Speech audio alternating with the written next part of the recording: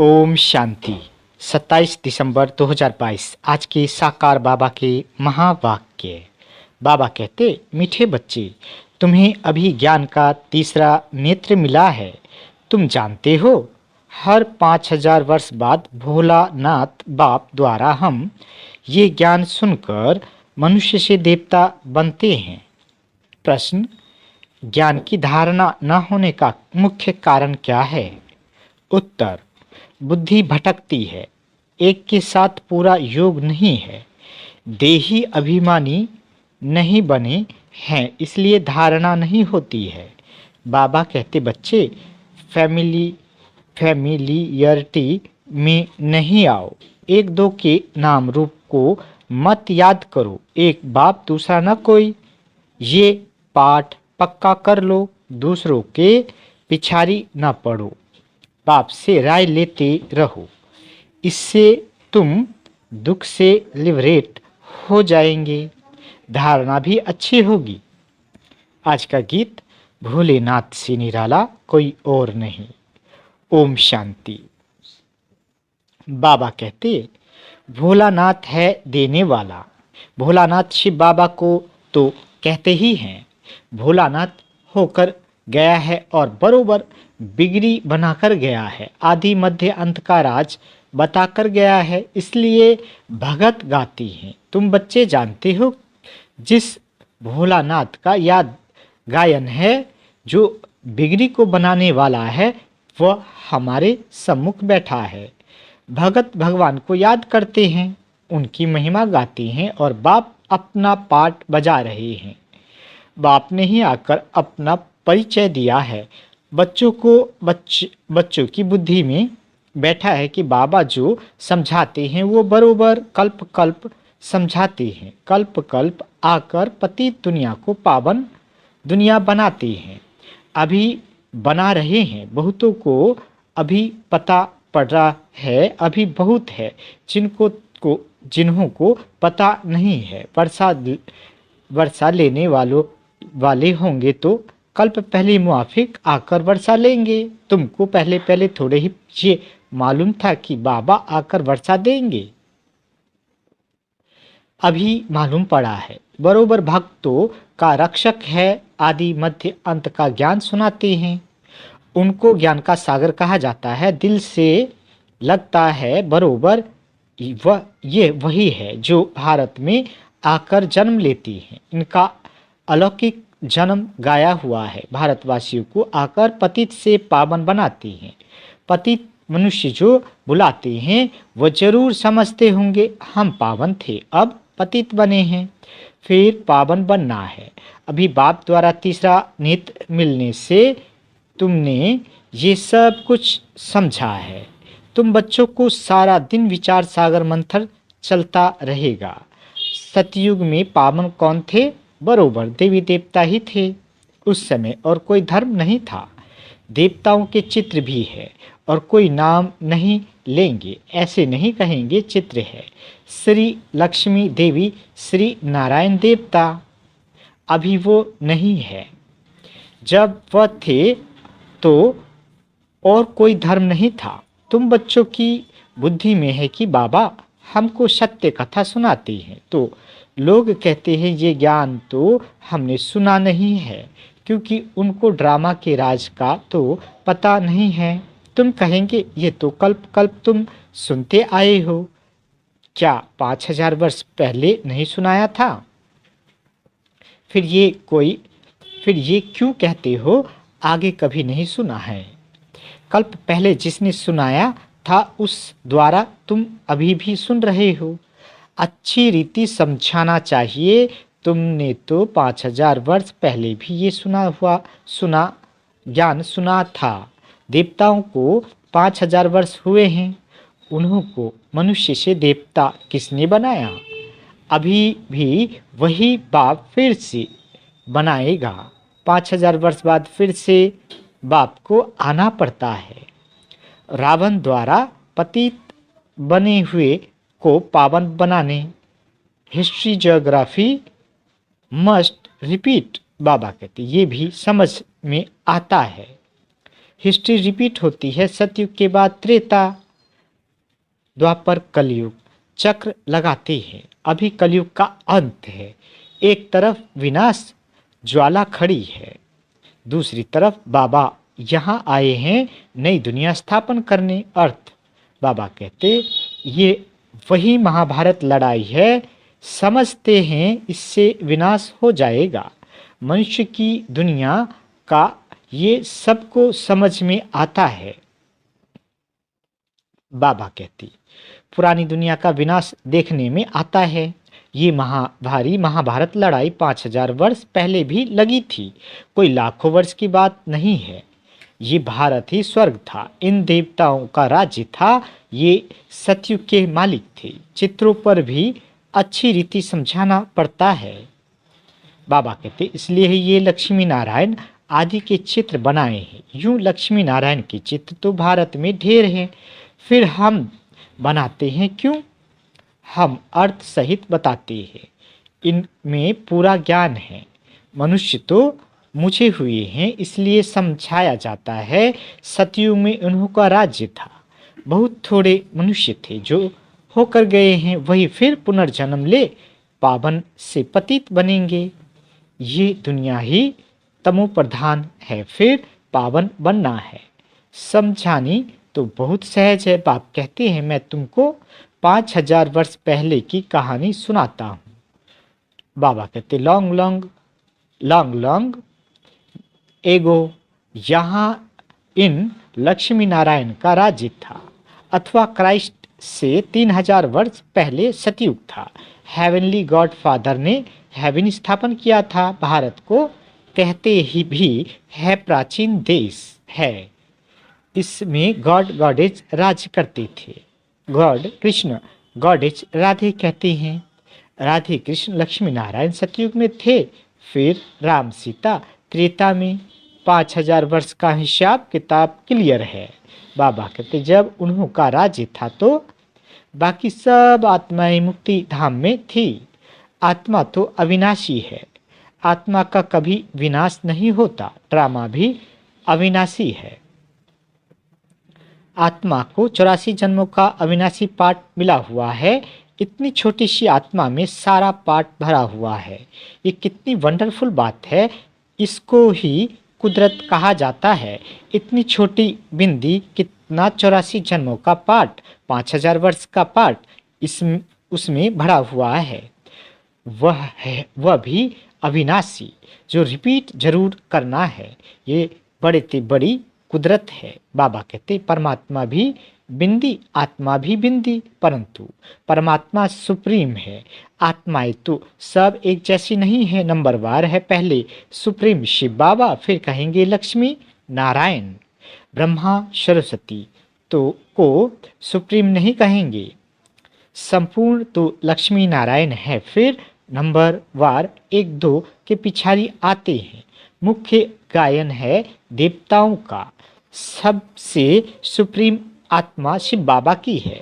फिर सूक्ष्म वतन में ब्रह्मा विष्णु शंकर, फिर लक्ष्मी नारायण, राम सीता, सब नंबर वार है। नाटक में भी एक्टर्स नंबर वार होते हैं, सब एक जैसे नहीं होते हैं। कहेंगे इनकी आत्मा सुप्रीम एक्टर है, ये पाई पैसे का एक्टर है। सबसे फर्स्ट क्लास क्रिएटर डायरेक्टर कौन है? करण करावनहार, एक ही परमपिता परमात्मा है। अब तुमको सारे ड्रामा का पता पड़ा है। यह है बेहद का ड्रामा। नट सेल में तुमको बताया जाता है झार का ये देवी देवता धर्म है फाउंडेशन। फिर उनसे टालियाँ इस्लामी बौद्धि क्रिश्चियन निकले हैं। ये फ्लावर राज होगा। बाबा कहते ये फ्लावर राज होगा। झार शोभता है ना। बाकी एक एक धर्म के पत्ते बैठ गिनती करो तो कितने होंगे। इस्लामी बौद्धि सब के मठ पंथ गिने जाते हैं। शिव भोला नाथ ये ज्ञान सुनाते हैं। बाकी कोई डमरू आदि बजाने की बात नहीं है। शास्त्रों में तो शास्त्रों में जो आया सो लिख दिया है। वास्तव में है ज्ञान की डमरू। इनको शंख ध्वनि भी कहा जाता है। शंख ध्वनि मुख्य से की जाती है। ये है ज्ञान की मुरली। ड्रामा के आदि मध्य अंत का राज बैठ सुनाती हैं। आत्मा बिंदी मिसल है जिसमें सारा पार्ट नूंधा हुआ है। वह क्रिएटर है, वह एक्ट भी करते हैं। अच्छा पार्ट वह लेते हैं, नंबर वार तो होते हैं ना। ये है ही एक बाप क्रिएटर और सब पुनर्जन्म में आने वाले हैं। ये कभी पुनर्जन्म नहीं लेते हैं, इनका अलौकिक जन्म है। तुम जानते हो कैसे आकर प्रवेश किया है। दूसरी आत्माएं भी प्रवेश करती है ना।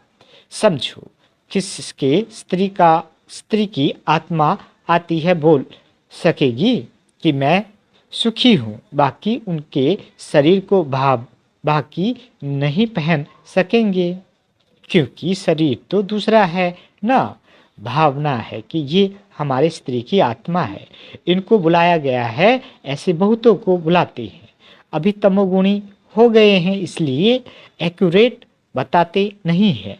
आत्मा क्या चीज है, कैसे आती जाती है, ये ड्रामा में पहले से ही नूंद है।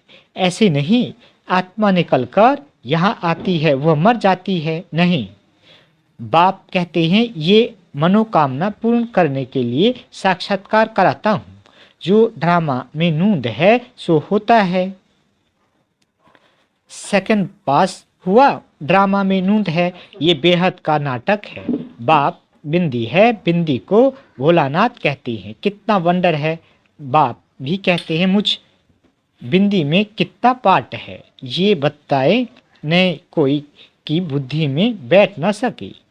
पुराणों से भी कितनों की समझ में नहीं आता है तो किसको समझाने में मूझते हैं।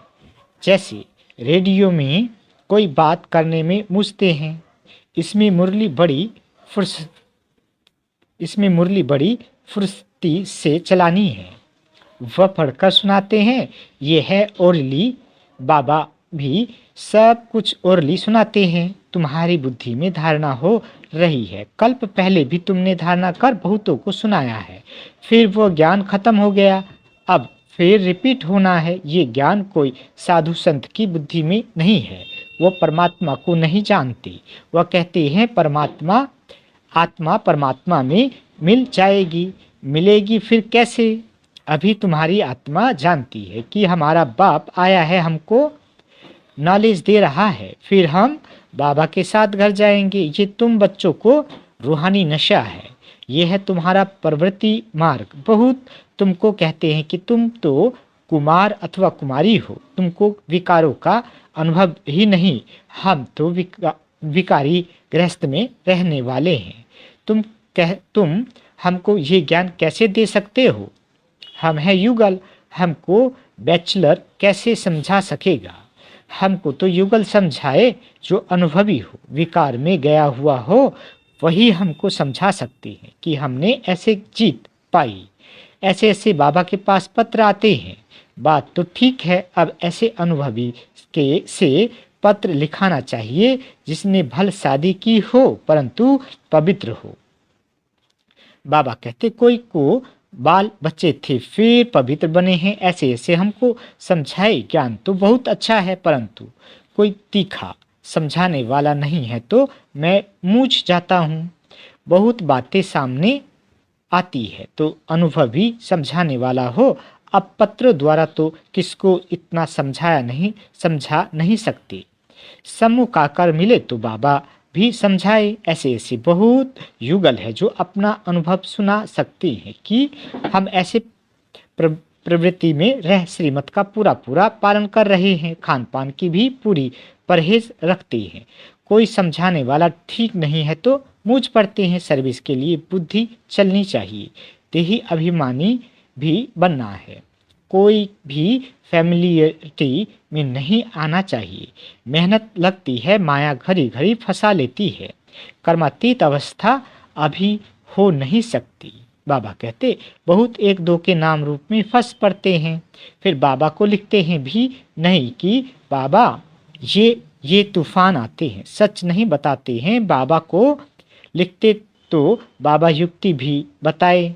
कोई सच लिखते हैं, सिर्फ बाबा तो सब कुछ जानते हैं, समझाते हैं। अगर ऐसी कोई चलन चली तो धर्मराज द्वारा बहुत दंड भोगना पड़ेगा। सारा दिन ख्यालात चलते रहते हैं, सेंटर पर आते हैं, कहते हैं फलानी बहुत अच्छा समझाती है, परंतु अंदर शैतानी भरी पड़ी होगी। बाबा कहते यहाँ तो एक के साथ योग चाहिए, बाप के सिवाय दूसरा ना कोई दूसरे के पीछे पड़े धारणा नहीं होती है। तो जरूर कहा बुद्धि भटकती है, फिर राय भी नहीं पूछती है, डरते हैं। बाप कहते हैं माँ में कम याद करो, इस याद से ही तुम्हारे विक्रम विनाश होंगे, दुख से तुम लिबरेट हो जाएंगे। मुक्ति तो सब मांगते हैं, मुक्त होते हैं, दुख से फिर सुख में आएंगे। जीवन मुक्ति सबके लिए है, परंतु पहले मुक्ति में जाकर फिर जीवन मुक्ति में आना है। अच्छा, मीठे मीठे सिक्के दे बच्चों प्रति माता पिता बाप दादा का याद प्यार और गुड मॉर्निंग। रूहानी बाप की रूहानी बच्चों को नमस्ते। हम रूहानी बच्चों की रूहानी माता पिता बाप दादा को याद प्यार गुड मॉर्निंग और नमस्ते मीठे बाबा नमस्ते। धारणा के लिए मुख्य सार पहला, बाप समान ज्ञान की शंख ध्वनि करनी है, सिर्फ पढ़ करके नहीं सुनाना है, धारणा करके फिर समझाना है।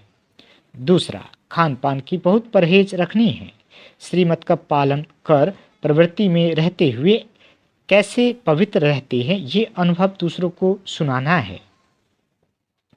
बाबा वरदान देती, साधन व सेल्वेशन के प्रभाव में आने के बजाय प्रकृति को दासी बनाने वाले विजयी भव। बाबा कहते कभी भी योगी पुरुष व पुरुषोत्तम आत्माएं प्रकृति के प्रभाव में नहीं आ सकती। आप ब्राह्मण आत्माएं पुरुषोत्तम और योगी आत्माएं हो। प्रकृति आप मालिकों की दासी है, इसलिए प्रकृति के कोई भी साधन व सेल्वेशन आपको अपने प्रभाव में प्रभावित न कर ले। साधन साधना का आधार न हो, लेकिन साधना साधनों को आधार बनाए, तब कहेंगे प्रकृति जीत विजयी आत्मा। स्लोगन एवर रेडी वो है जो हर घड़ी को अंतिम घड़ी समझकर चलते हैं। अच्छा, ओम शांति मीठे बाबा।